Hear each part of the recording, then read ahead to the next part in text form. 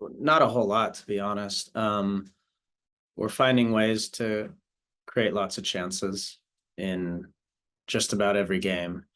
Um, and so we're we're still in a process here of trying to evaluate, figure out the best team, the best lineup, those things. So there's been a lot of choppiness to this part of the season. The 3 game weeks contribute to that too. So today was another good example of that.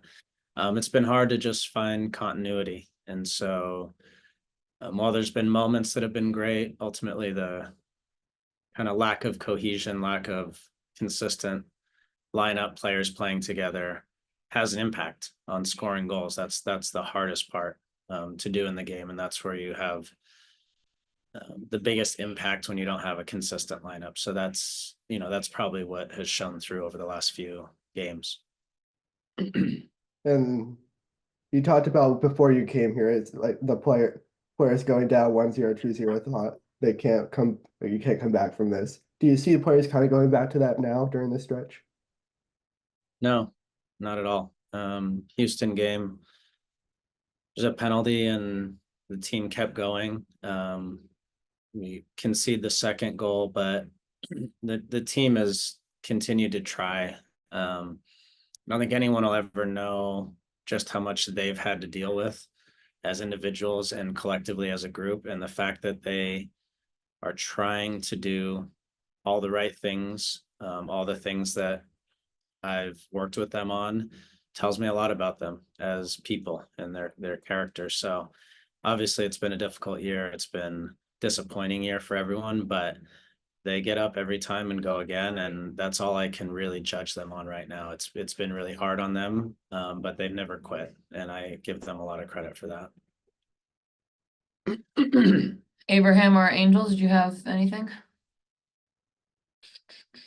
Oh, no. Okay, Abraham. Go ahead, Abraham.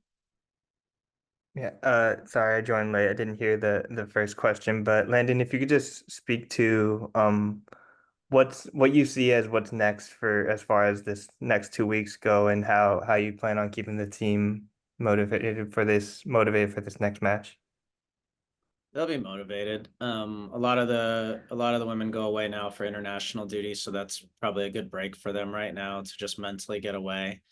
We'll have some training sessions with the players who are back, but we'll keep it light. It's been a really hard year for them, Abraham. Like they've been through a lot, and so having a weekend without a game is probably good right now.